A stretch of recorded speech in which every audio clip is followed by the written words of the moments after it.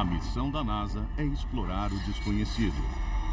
O que nós sabemos sobre o universo é uma fração minúscula do que existe nele.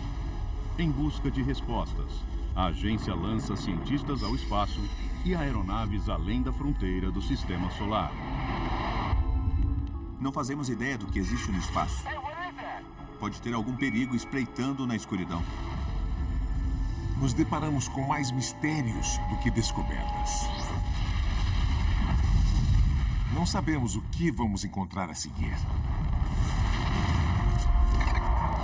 A tripulação da Estação Espacial Internacional enfrenta uma crise que ninguém podia prever. A 430 quilômetros de altura, sem ter como voltar para casa. É uma ideia assustadora. Cientistas revelam possível evidência de presença extraterrestre no oceano. É o primeiro genoma sequenciado de algo que parece extraterrestre. E geólogos da NASA encontram pistas do que causou a aniquilação de quase toda a vida na Terra. O que nós temos é quase uma tempestade perfeita para causar uma extinção em massa na Terra. Estes são os segredos da NASA. Uma testemunha avista um objeto estranho pairando no céu noturno da Virgínia. Quando a testemunha é um engenheiro da NASA, bom, então é melhor prestar atenção. Após meio século, o fenômeno continua sem explicação. Afinal, o que foi aquilo? O que era? Poderiam documentos da NASA tornados públicos resolver o mistério?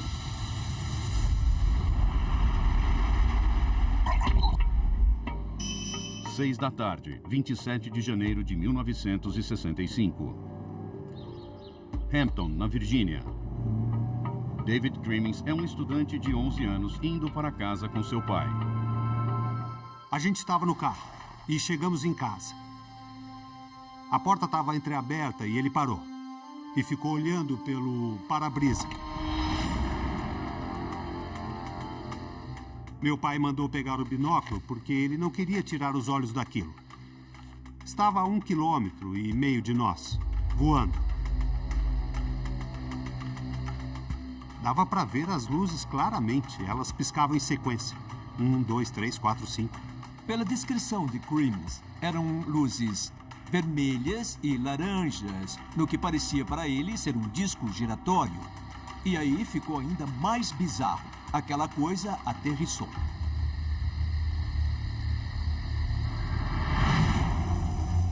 Em muitos sentidos, o incidente de Hampton é apenas mais um avistamento de OVNI. Mas o pai de David não é uma testemunha qualquer. O meu pai era engenheiro militar. Ele trabalhava na base da Força Aérea de Langley, na NASA.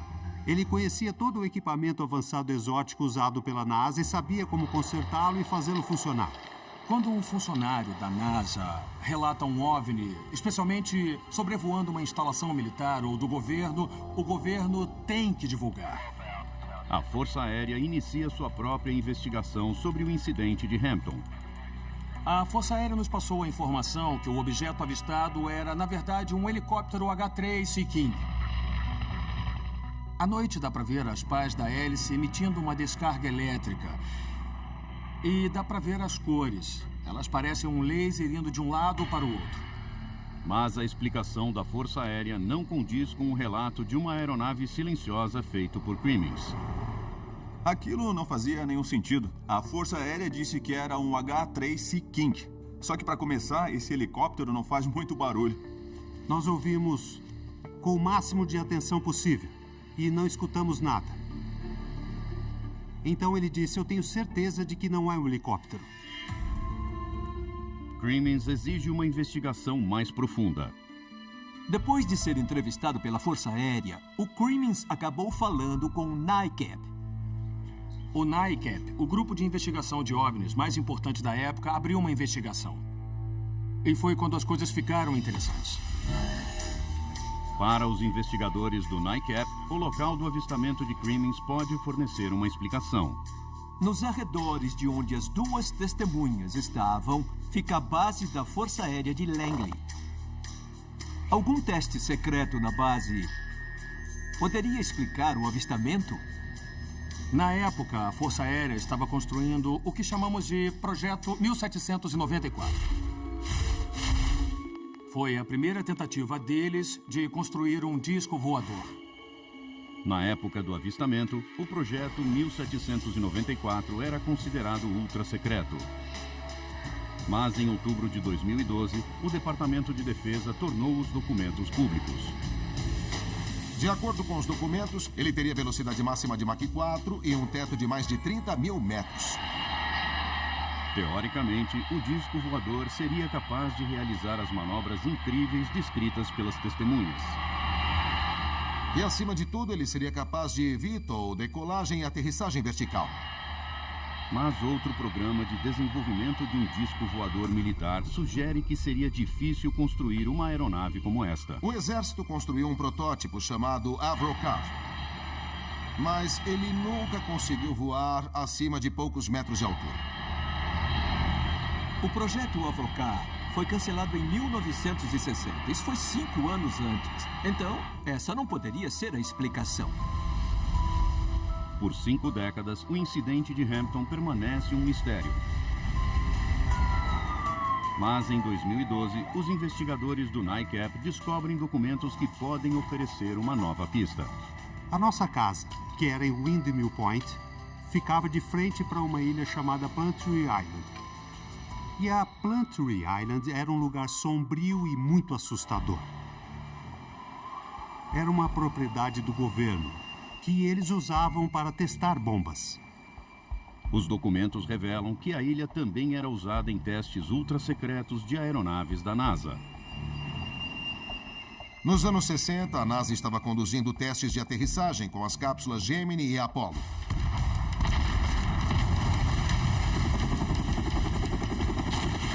Elas eram erguidas com algum tipo de guindaste ou um helicóptero e jogadas do alto para aterrissar na água, cair no solo, testar os paraquedas, esse tipo de coisa. Alguns destes testes eram secretos. Não esqueça que os Estados Unidos estavam na corrida para chegar primeiro à Lua.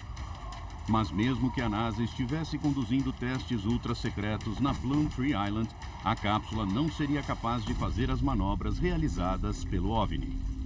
A Plumtree Island seria um bom lugar para isso, mas aquela coisa não despencou. Ela estava pairando. É claro que um engenheiro da NASA já tinha visto um teste de pouso e não confundiria a cápsula com algo realmente desconhecido. 50 anos depois, David Crimmins continua buscando respostas para o mistério que intrigou o seu pai. Todo mundo tem memórias que consegue visualizar de forma muito vívida e específica. Essa é uma delas para mim. Provavelmente nunca vamos saber o que aqueles dois viram. Ainda há muitas perguntas sem resposta.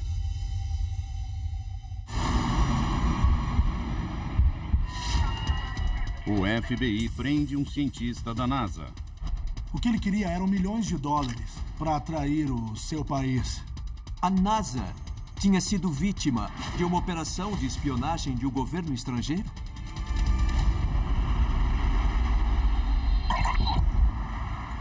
Fevereiro de 2007. Agentes do FBI investigam o cientista da NASA Stuart Nozet. As autoridades desconfiam de que o cientista excepcional esteja fraudando o governo em milhares de dólares. Eles tinham motivos para acreditar que o Nozet estava usando verbas para coisas que não tinham nada a ver com o trabalho dele. Ele usou o dinheiro roubado do governo para construir uma piscina, para pagar férias e outras despesas desse tipo, e foram à casa dele em busca de evidências. Os agentes encontram provas da fraude, mas descobrem algo ainda mais grave. Em meio aos recibos do Nozet, eles acharam documentos confidenciais. Documentos que não deviam estar na casa dele. O FBI suspeita ter descoberto algo importante. Em sua carreira, o Nozet passou pelo Departamento de Defesa, Departamento de Energia, e depois ele trabalhou para a NASA e trabalhou na Casa Branca por algum tempo. E ele teve acesso a informações confidenciais em todas essas etapas. Ele trabalhou em alguns dos programas mais secretos do governo. Programas nucleares, programas de mísseis antibalísticos, o programa Guerra nas Estrelas. O que começou como uma mera investigação rotineira de fraude tomou um rumo sinistro e entramos no território da espionagem. Os agentes do FBI examinam os discos rígidos de Nozet para descobrir o destino daqueles segredos. Eles acharam um e-mail no qual ele oferecia documentos altamente confidenciais para o governo israelense. Israel é um aliado de longa data dos Estados Unidos, mas amigos também guardam segredos uns dos outros.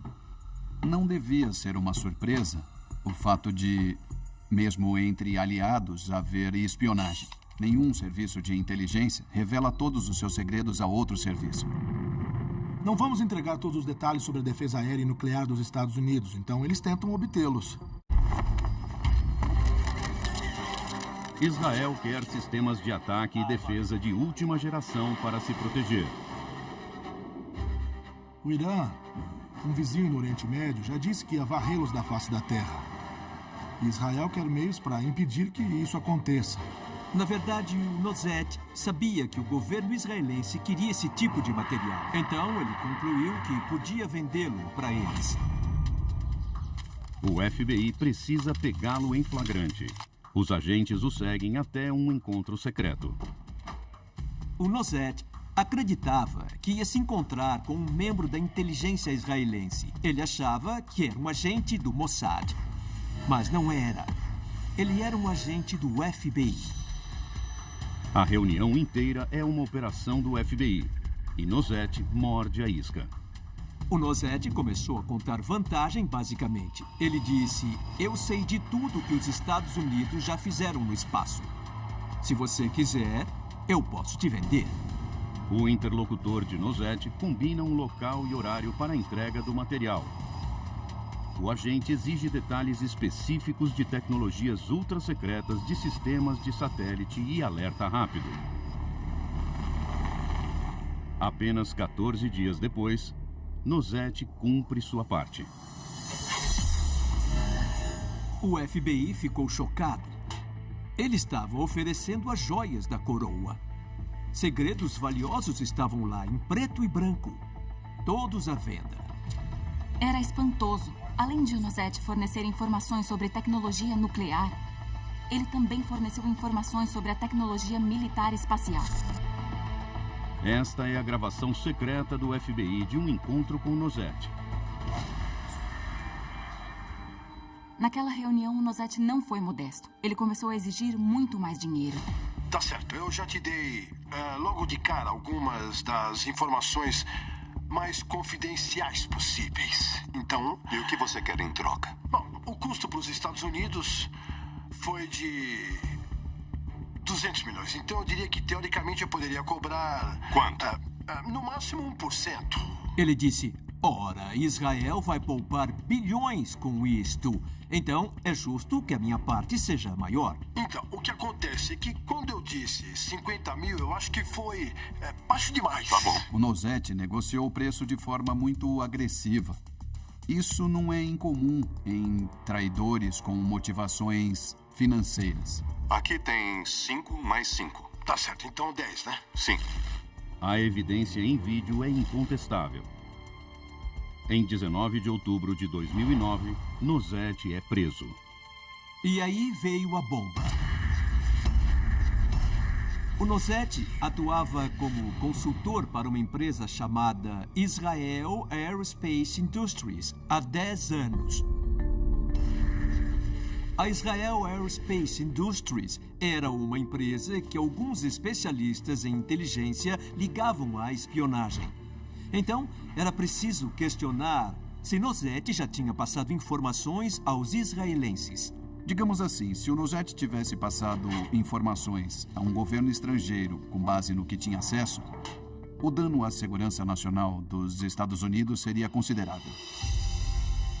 Em 7 de setembro de 2011, Nozet se declara culpado em um processo de tentativa de espionagem. Os promotores estaduais exigem prisão perpétua. Mas após fazer um acordo, Nozet pega 13 anos. Tem alguma coisa nesse caso que não nos contaram? Foi por isso que o Nosete escapou com uma pena tão leve? Provavelmente nunca saberemos. A seguir, uma astrônoma detecta um sinal incomum vindo de um sistema estelar vizinho. Ela achou uma coisa que podia ser a maior descoberta de todos os tempos. No caso, a existência de inteligência em outro lugar na galáxia. Uma astrônoma registra um sinal de rádio incomum vindo de fora do sistema solar. Bum, bum, bum, bum. Como um coração batendo no espaço. Era tão regular que não tinha como ser algo natural. Seria o sinal extraterrestre prova de vida inteligente? Alguma coisa estava mandando uma mensagem em direção à Terra. – 29 de novembro de 1967, Cambridge, Inglaterra. Jocelyn Bell é uma estudante de astronomia examinando os dados de ondas de rádio do telescópio mais sensível do seu tipo. A Jocelyn Bell estava procurando quasares, objetos que são 100 vezes mais brilhantes do que a Via Láctea. Ela analisa os 30 metros de dados de ondas de rádio gerados toda noite. Saía tudo no papel, eram quilômetros e quilômetros de papel. Era assim que eles faziam na época e ela revisava tudo procurando sinais de rádio. O normal seria encontrar emissões de rádio em pulsos contínuos, porém aleatórios. Em vez disso, outra coisa chama sua atenção. Um pulso regular. O que ela viu foram sinais com intervalos precisos de 1 segundo e 1/3. Era muito regular, como um relógio, melhor do que qualquer relógio da época. Era mais do que estranho. Bell compartilha os dados com seu supervisor, Anthony Hewish. Ele nunca viu nada parecido com o pulso misterioso e repetitivo. Aqui tem 1, 2... Mas ele nota um padrão. Os pulsos eram tão precisos que não podiam estar vindo de um fenômeno natural. Então, fazia sentido perguntar: eles foram gerados pela interferência humana? A fonte mais provável era o próprio equipamento. Para descartar um defeito no equipamento, Hewish pede que a equipe de outro telescópio também tente detectar o pulso. E eles encontraram o mesmo sinal. Isso descartava a interferência humana. A única possibilidade era estar realmente vindo do espaço. Bell sugere uma explicação polêmica. Ela chamou de sinal dos homenzinhos verdes, ou LGM em inglês. Era tão preciso que parecia estar vindo de extraterrestres tentando nos enviar um sinal. Ela achou uma coisa que podia ser a maior descoberta de todos os tempos. No caso, a existência de inteligência em outro lugar da galáxia. Bell e Hewish investigam os dados a fundo para determinar a origem do pulso misterioso. Eles concluíram que a fonte era um ponto específico do céu, a constelação de Vulpecula, e que a fonte ficava a 200 anos-luz daqui. Vulpecula abriga 5 estrelas orbitadas por exoplanetas. Pesquisas recentes revelam que um destes planetas contém água. E água pode significar vida. Bell faz uma análise mais detalhada de seus dados. Ela começou a procurar esses pulsos estranhos em outros pontos do espaço e, incrivelmente, encontrou mais um. É outro sinal pulsante. Desta vez, em uma frequência diferente, mas transmitindo exatamente da mesma forma. Então, ela encontra mais um, e mais um. Ela começou a achar estranho. Havia várias civilizações extraterrestres tentando se comunicar conosco ao mesmo tempo usando o mesmo método. Ela concluiu que deveria ser outra coisa.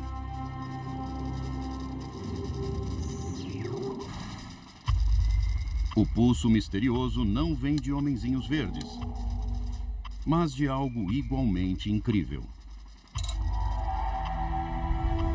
O sinal LGM1 de Jocelyn Bell vem de um novo fenômeno cosmológico. Em fevereiro de 1968, Bell e Hewish publicam a descoberta de um corpo celestial superdenso e altamente magnetizado. Uma estrela de nêutrons. Quando uma estrela gigante morre, ela se contrai. E essa contração forma uma estrela de nêutrons tão densa que um pedaço do tamanho de um torrão de açúcar pesaria mais do que 10.000 porta-aviões. E ela gira muito rápido, e como possui um campo magnético forte, ela envia feixes de ondas de rádio e também de luz espaço afora. Ela dispara jatos muito fortes, e só em 2 direções. Quando a estrela gira, o sinal pode ser detectado se estiver apontado para nós. É que nem um farol. Quando a luz do farol gira, você enxerga. A estrela de nêutrons pulsante, responsável pelo sinal LGM1, recebe o apelido de pulsar. A teoria apresentada por Anthony Hewish virou o mundo astronômico de cabeça para baixo. E ele acabou ganhando o prêmio Nobel por uma das maiores descobertas já feitas. A descoberta torna-se a base para um novo mapa do cosmos. Porque as pulsares são mais do que apenas um tipo novo de estrela. Elas são marcos para a navegação galáctica. Nós começamos a mapear o universo e já descobrimos mais de 1000 pulsares. Toda espécie inteligente deve conhecer as pulsares mais próximas, então podemos colocá-las nas sondas como referências em um mapa. As equipes da NASA responsáveis pelas missões Voyager e Pioneer incluem mapas das pulsares mais próximas ao nosso planeta. Se criaturas inteligentes interceptarem as sondas, elas saberão onde encontrar a Terra. Só resta descobrir se foi uma boa ideia anunciar a nossa localização. A seguir, a tripulação da Estação Espacial Internacional descobre que perdeu a carona para casa. Por quanto tempo um ser humano consegue viver no espaço e voltar com saúde? Ou eles iam perder a vida? A tragédia da Colômbia deixa uma nação de luto. O ônibus espacial Columbia se desintegrou na reentrada, matando todos os 7 astronautas a bordo. Agora, a tripulação da Estação Espacial Internacional enfrenta uma crise que ninguém podia prever. A NASA tinha um problema. Toda a frota de ônibus espaciais estava proibida de voar. A 430 quilômetros de altura, sem ter como voltar para casa. É uma ideia assustadora.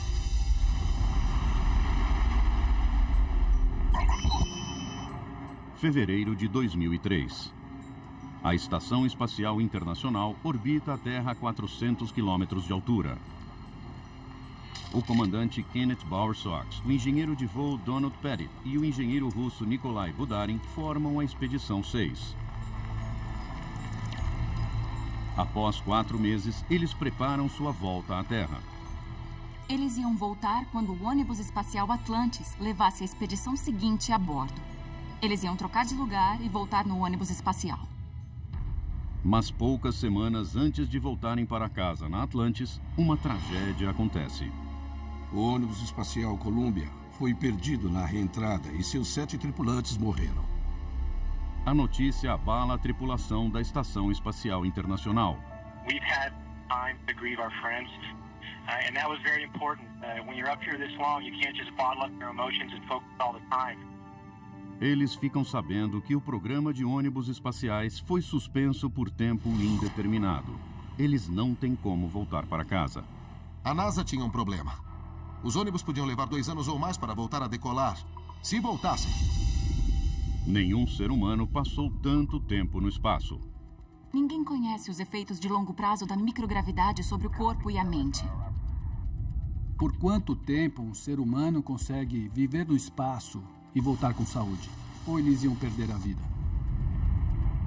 Os astronautas enfrentam uma ameaça mais imediata às suas vidas: o fim da comida e do oxigênio. Eles não tinham como voltar para casa. Eles não tinham suprimentos o bastante. Era como um naufrágio. Você entra em modo de sobrevivência e tenta postergar a data crítica em que vai ficar sem oxigênio, comida ou água. A Rússia pode enviar sua nave de suprimentos, a Progress, para entregar os itens básicos, mas o número de viagens é limitado. A equipe da Expedição 6 tinha que voltar em algum momento. A questão era como. Os engenheiros da NASA avaliam se uma tripulação reduzida pode lançar uma missão de resgate a bordo da Atlantis. Mas com a causa do desastre da Columbia ainda desconhecida, a Atlantis permanece em solo. A NASA estava sob os holofotes não só do público, mas também do governo. Era o segundo desastre fatal com um ônibus espacial e o programa inteiro podia ser cancelado. Em meio a tudo isso, a NASA não podia perder mais vidas. Podia haver uma solução para o problema da NASA já a bordo da estação espacial. Um bote salva-vidas. A nave espacial Soyuz TMA-1. Mas usar a cápsula russa TMA-1 é uma ideia arriscada. A espaçonave russa Soyuz é considerada um veículo bem rudimentar. Foi usada pela primeira vez nos anos 60. É pequena, é apertada, é basicamente uma cápsula acolchoada presa a um paraquedas.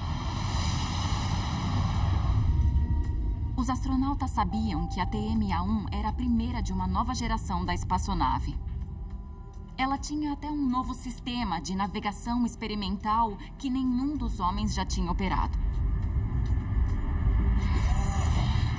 A equipe da Expedição 6 encara uma extensão de 3 meses à sua missão, enquanto os engenheiros tentam bolar outra forma de trazê-los para casa. Logo, a tripulação ficará sem comida e ar respirável. Não há um plano B.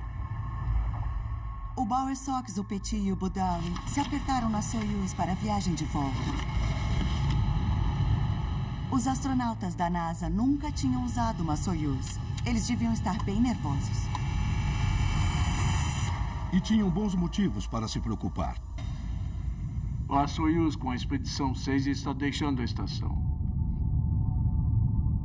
Após 3 horas de uma descida perfeita, a nave russa apresenta problemas. Quando a nave iniciou a reentrada na atmosfera terrestre, surgiram chamas na janela. Então aconteceu o impensável e a cápsula começou a girar. Acendeu a luz de que eles estavam em queda balística na atmosfera.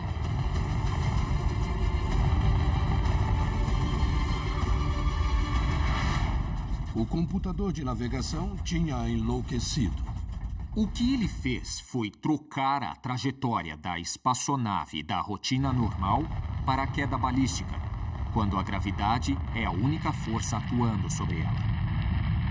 A cápsula segue descontrolada rumo ao solo a 27.300 km por hora. Uma aceleração 10 vezes superior à gravidade terrestre esmaga os astronautas. O corpo deles não estava mais acostumado à força G. Estavam flutuando há 5, 6 meses. Agora, o coração tem que se lembrar de mandar sangue para o cérebro para evitar um desmaio. Mal dá para respirar. É horrível. Àquela altura, o cosmonauta russo começou a recitar a orientação que tinha recebido caso aquilo acontecesse. Ele dizia, você tem que tossir para conseguir respirar. Tem que tossir, tossir. Porque se você exalar, não vai conseguir inflar os pulmões novamente. Então você tosse para aumentar a capacidade de respirar. Os astronautas precisam falar com o controle da missão para avisar que a queda balística os tirou da trajetória. Mas não dava. A antena da espaçonave tinha sido arrancada pela força da reentrada. E isso gerou uma ansiedade considerável entre todos que estavam monitorando a missão.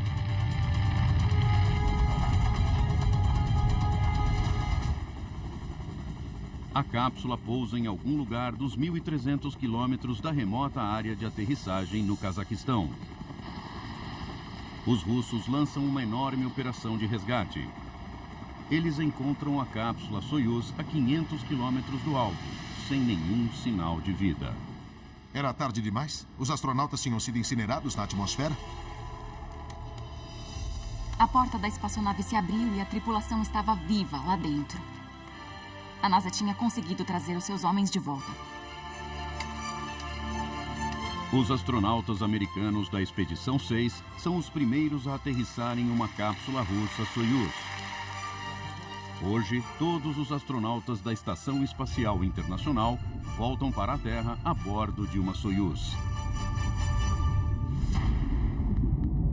A seguir, cientistas examinando o DNA de uma misteriosa criatura marinha descobrem genes que não conseguem explicar. Parece a história dos X-Men. A Terra é bombardeada com radiação e a vida toma formas diferentes, estranhas e mais poderosas.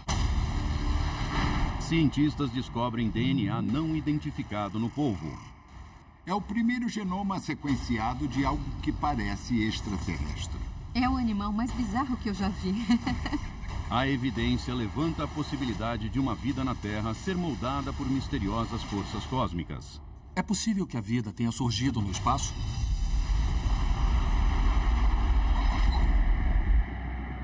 Existem monstros entre nós. Sangue azul, olhos grandes e complexos, pele capaz de mudar de cor e textura, braços repletos de ventosas. Ele pode estar se mexendo bem na sua frente e em um segundo ele desaparece. Acho que todo mundo concorda que os polvos são estranhos, são diferentes de todas as outras criaturas que encontramos num aquário. Eles são muito diferentes do que vemos em outros animais. E é por isso que eles parecem como alienígenas. Em dezembro de 2014, geneticistas da Universidade de Chicago iniciam uma investigação para revelar os segredos por trás das habilidades incomparáveis do polvo. Eles descobrem que trechos importantes do seu genoma não se repetem em qualquer outra forma de vida. Os geneticistas descobriram recentemente que o genoma dos polvos é bem diferente do de outros moluscos. Descobrimos que 10% dos genes não batiam com os genes de outros animais. O polvo é diferente de tudo que nós já vimos. Geneticamente, ele parece extraterrestre. Os geneticistas chamam estes trechos críticos do DNA de genes de novo. O estudo dos genes de novo é um campo recente da biologia evolutiva e da biologia funcional. E é uma ciência de vanguarda. Alguns cientistas desenvolveram a teoria polêmica de que este material genético sem explicação teria surgido no espaço. Eu acho que o surgimento repentino de genes de novo nos polvos significa que eles vieram de fora da Terra. Eu acredito que quase todos os desdobramentos novos na história da vida na Terra têm ligação com o espaço. Quando surge um novo traço numa espécie, ele precisa vir de fora do sistema. Os cientistas sugerem que estes genes misteriosos podem ter evoluído dentro de micróbios alienígenas. Eles pegaram carona, através do espaço, nos milhares de asteroides que atravessam nosso sistema solar. Alguns caíram no nosso planeta. Em agosto de 2011, os cientistas da NASA descobrem evidência que pode sustentar a teoria polêmica. Eles encontram aminoácidos, os elementos básicos do DNA, em amostras de um asteroide antártico. É possível que um DNA surgido no espaço tenha se infiltrado na vida terrestre? Eu acho que precisamos levar essa ideia muito a sério no momento. Mas nem todos os cientistas acham a teoria convincente. É verdade. Meteoros e asteroides possuem elementos biológicos básicos como parte de seu conteúdo natural. Mas o que são esses elementos básicos? Não há DNA nos asteroides e meteoros. Não há proteínas. Apenas aminoácidos muito simples. Astrônomos criaram uma teoria de que outro tipo de evento cósmico pode ter sido responsável pelas mutações estranhas do polvo.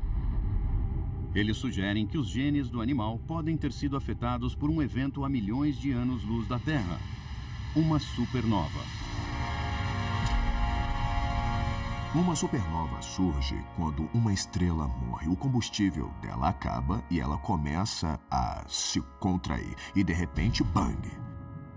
Ela emite uma onda de choque e muita radiação. E ao chegar à Terra, por exemplo, a radiação de uma supernova pode afetar a evolução biológica. Nós sabemos que a radiação gera mutações. Os cientistas acreditam ter encontrado um padrão. Períodos de evolução rápida na Terra coincidem com as datas de explosões de supernovas próximas. Parece a história dos X-Men. A Terra é bombardeada com radiação e a vida toma formas diferentes, estranhas e mais poderosas. Mas os céticos não acreditam que a explosão radioativa de uma supernova possa alterar formas de vida no oceano profundo. Sim, é claro. Uma supernova geraria muita radiação, mas um polvo embaixo d'água não seria afetado pela radiação. A água é uma barreira eficiente contra a maioria das radiações de alta energia, pelo menos nos aspectos relevantes à biologia.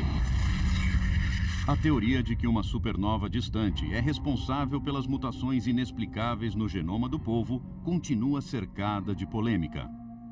Os segredos que fazem com que um polvo seja um polvo estão em algum lugar do genoma dele. É difícil extrair a resposta, mas a informação e o princípio estão lá. A seguir, geólogos encontram pistas do que desencadeou a aniquilação de quase toda a vida na Terra. O que nós temos é quase uma tempestade perfeita para causar uma extinção em massa na Terra. Geólogos descobrem depósitos extraterrestres na superfície da Terra. Como aquilo foi para lá 250 milhões de anos atrás? A resposta pode iluminar a causa da maior extinção na história do nosso planeta. A grande morte não foi causada por um único evento. Alguma outra coisa deve ter acontecido aqui. 2001, sul da China. Geólogos fazem uma descoberta alarmante. Depósitos sulfurosos bizarros, que deviam estar a 16 quilômetros de profundidade, encontram-se fundidos às rochas superficiais. Os cientistas desenvolvem uma teoria. Uma força extraterrestre pode ser a responsável. Isso indica fortemente o envolvimento de um asteroide. Se um objeto muito grande destruísse parte da superfície terrestre, ele poderia escavar substâncias de camadas muito profundas do planeta. Um impacto tão forte espalharia o material do manto terrestre por toda a superfície. Material que poderíamos encontrar hoje. Os cientistas medem o decaimento dos elementos radioativos presentes nas amostras rochosas. Os resultados indicam que um asteroide gigante atingiu a Terra 250 milhões de anos atrás.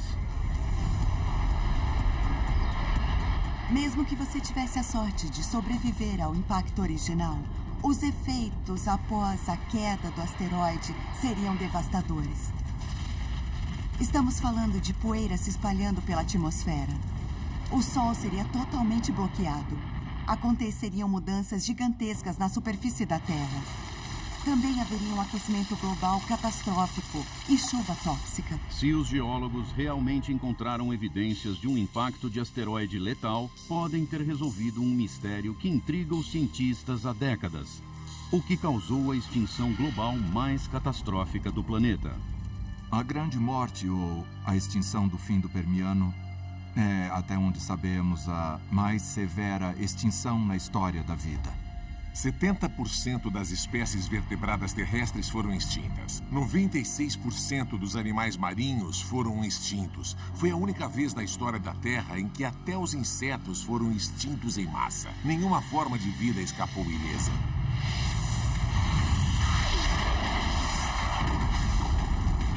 A evidência a favor de um impacto de asteroide pode estar em moléculas especiais chamadas buckyballs. Buckyballs são moléculas formadas por átomos de carbono. Normalmente, elas têm o formato de esfera. O mais legal das buckyballs é que elas formam um compartimento. Então, são quase cápsulas do tempo que podem indicar as condições em que se formaram. Em 2002, geólogos da NASA procuraram elementos extraterrestres presos em buckyballs encontradas em rochas do Permiano. O que eles estavam procurando era uma mistura especial de argônio e hélio, que é muito rara na Terra, porém muito comum em asteroides. Eles examinam buckyballs incrustadas em rochas do Permiano em 2 continentes. O interessante naquelas moléculas buckyballs é que elas tinham hélio e argônio em seu interior. E como aquelas buckyballs extraterrestres foram parar nos sedimentos da fronteira entre o Permiano e o Triássico, elas devem ter vindo do espaço e devem ter vindo de um impacto de asteroide. Mas nem todos estão convencidos de que um enorme objeto extraterrestre se chocou com a Terra há 250 milhões de anos. Muitos cientistas não concordam em primeiro lugar. Não há vestígios de uma cratera gigante. É possível que essa cratera nunca seja encontrada. Pode ser que a cratera tenha sido varrida da face da Terra. Uma nova causa possível para a grande morte surge na Sibéria, que já foi um lugar bem diferente da imensidão gelada que conhecemos hoje. Há 250 milhões de anos, a área apresentava uma atividade vulcânica inédita.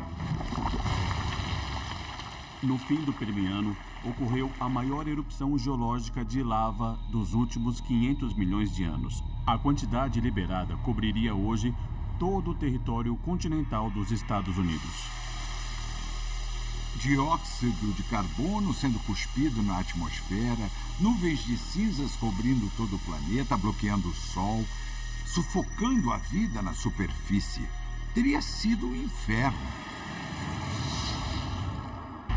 Mas é pouco provável que as erupções sozinhas tenham desencadeado alterações climáticas globais. Os vulcões da Sibéria, na época, não teriam liberado CO2 ou metano suficiente para explicar o que aconteceu com a atmosfera. Nem de longe. Então, de onde será que vieram os gases extras? Em 2014, o geofísico financiado pela NASA, Daniel Hotman, afirma que uma forma de vida incomum pode ter sido responsável por poluir a atmosfera com o metano assassino.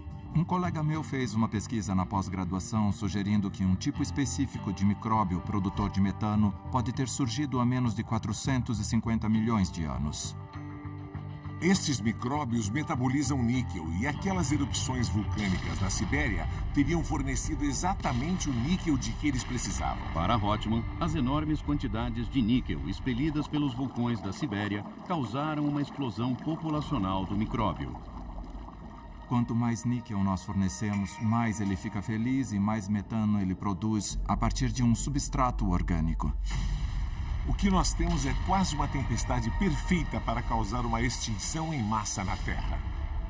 Mas, para alguns cientistas, ainda é cedo demais para afirmar com certeza que 90% da vida na Terra foi extinta por um micróbio.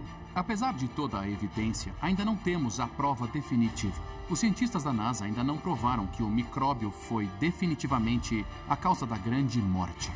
Enquanto o culpado permanecer em mistério, nós cientistas não podemos ter certeza de que ele não atacará de novo. Versão brasileira, Vox Mundi.